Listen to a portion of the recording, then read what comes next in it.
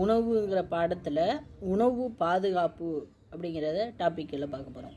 உணவு பாதுகாப்பு அப்படின்னா நாம் பின்வரும் முறைகளை பயன்படுத்தி நீண்ட நாட்கள் உணவை பாதுகாக்க முடியும். என்னென்ன முறைகள் அப்படின்னா, உப்பில் ஊற வைத்தல், குளிரூட்டுதல், உலர வைத்தல், புட்டியில் அடைத்தல். உப்பில் ஊற வைத்தல், குளிரூட்டுதல், உலர வைத்தல், புட்டியில் அடைத்தல் என 4 முறையில் உணவை நம்ம பாதுகாக்கலாம். உப்பில் ஊற வைத்தல் அப்படின்னா, பழங்கள் மற்றும் காய்கறிகள் போன்றவற்றை எண்ணெய் மற்றும் உப்பில் ஊற வைத்து பயன்படுத்தும் முறையை தான் உப்பில் ஊற வைத்தல் அப்படின்னு சொல்கிறாங்க. எடுத்துக்காட்டாக நம்ம பயன்படுத்துகிறோம் ஊறுகாயை.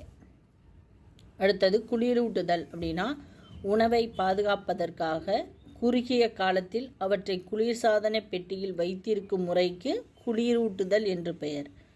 நம்ம எடுத்துக்காட்டாக பழங்கள், காய்கறிகள், இது குளிரூட்டுதல் முறை.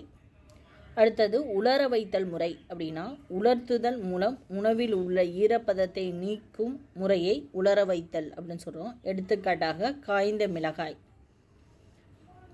அதுக்கு பேர் உலர வைத்தல் முறை.